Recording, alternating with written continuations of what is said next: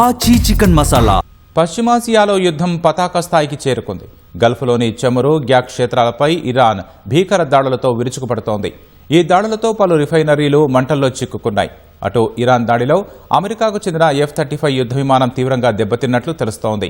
Iran దాడులను Britain, France, Germany, Italy, Netherlands, Japan దేశాలన్నీ ఖండిస్తూ ఓ సంయుక్త ప్రకటనను విడుదల చేశాయి. ప్రతీకార దాడులు చేస్తామని జపాన్ ఇరాన్ను హెచ్చరించింది.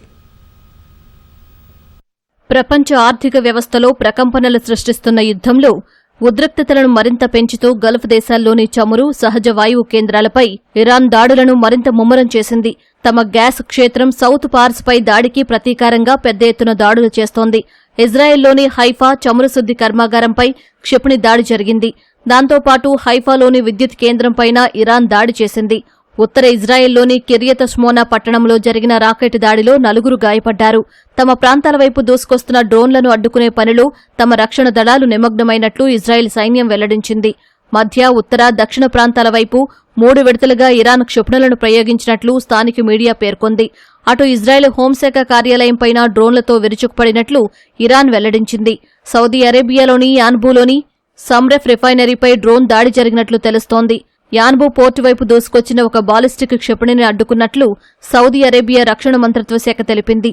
తూర్పు ప్రాంతంపై దూసుకొచ్చిన 3 డ్రోన్లను ధ్వంసం చేసినట్లు వెల్లడించింది. కువైట్ జాతీయ పెట్రోలియం కంపెనీని లక్ష్యంగా చేసుకున్న ఇరాన్ డ్రోన్లతో విరుచుకుపడింది. ఫలితంగా స్వల్ప స్థాయిలో మంటలు చెలరేగాయని కువైట్ రక్షణ మంత్రిత్వ శాఖ తెలిపింది.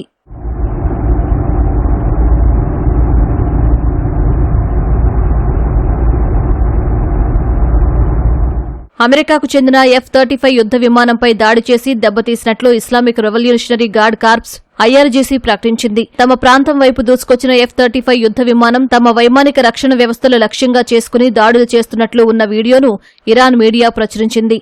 ఈ దాడిలో విమానం తీవ్రంగా దెబ్బతిందని పేర్కొంది. దీనిని అధికారికంగా ధృవీకరించిన అమెరికా ఒక జెట్ విమానం అత్యవసరంగా ల్యాండ్ అవ్వాల్సి వచ్చిందని US సెంట్రల్ కమాండ్ పేర్కొంది. ఇరాన్లో మరింత లోతుల్లోకి వెళ్లి దాడులు చేస్తున్నట్లు అమెరికా చీఫ్ ఆఫ్ స్టాఫ్ వెల్లడించారు. హొర్మోజ్లో ఇరాన్ బోట్లను తమ యుద్ధ విమానాలు వెంటాడుతున్నాయని తెలిపారు.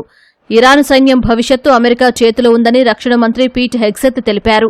అటు యుద్ధం ప్రారంభమైన తర్వాత ఇజ్రాయెల్ తొలిసారి ఉత్తర ఇరాన్పై దాడులు చేసింది. కాస్పియన్ సముద్రంలోని నౌకలు, పోర్టులు, కమాండ్ కేంద్రంపై దాడులు చేసినట్లు ఇజ్రాయెల్ ప్రకటించింది. ఈ యుద్ధంలో ఇరాన్కు భారీ స్థాయిలో నష్టం జరిగిందని, టెహ్రాన్ ఎప్పటికంటే బలహీనంగా మారిందని ఇజ్రాయెల్ ప్రధాని నెతన్యాహు వెల్లడించారు. యురేనియంను సుసంపన్నం చేసే లేదా బాలిస్టిక్ క్షిపణులను ఉత్పత్తి చేసే సామర్థ్యం ఇరాన్కు ఇకపై లేదని నెతన్యాహు పేర్కొన్నారు. తాను చనిపోయినట్లు వార్తలు వస్తున్న వేళ నెతన్యాహు మీడియాతో మాట్లాడారు. తన మరణంపై వచ్చిన వార్తలను ఖండించారు. ఇరాక్లోని సలాహల్దీన్ ప్రావిన్స్లో PMF దళాలే లక్ష్యంగా ఇజ్రాయెల్ వైమానిక దాడి చేసింది. దక్షిణ లెబనాన్ పైన ఇజ్రాయెల్ వైమానిక దాడులు కొనసాగిస్తోంది. మర్జాయున్ ప్రాంతంలోని కబ్రికా, టోలియోన్ నగరాల్లోని హెజ్బొల్లా స్థావరాలపై దాడులు చేసింది. ఇజ్రాయెల్ దాడుల కారణంగా ప్రధాన విద్యుత్ సబ్స్టేషన్ దెబ్బతినడంతో దక్షిణ లెబనాన్లోని విద్యుత్కు తీవ్ర అంతరాయం ఏర్పడింది. ఉద్రిక్తతల నేపథ్యంలో ఏప్రిల్ ఆఖరి వరకు దుబాయ్, రియాద్లకు విమాన సర్వీసులు రద్దు చేస్తున్నట్లు క్యాథీ పసిఫిక్ ప్రకటించింది. గల్ఫ్లోని చమురు, గ్యాస్ క్షేత్రాలపై ఇరాన్ దాడులను Britain, France, Germany, Italy, Netherlands, Japan దేశాలన్నీ ఖండిస్తూ ఓ సంయుక్త ప్రకటనను విడుదల చేశాయి. హొర్మోజ్లో సురక్షిత రవాణాకు సరైన చర్యలు చేపట్టడానికి సహకరిస్తామని తెలిపాయి.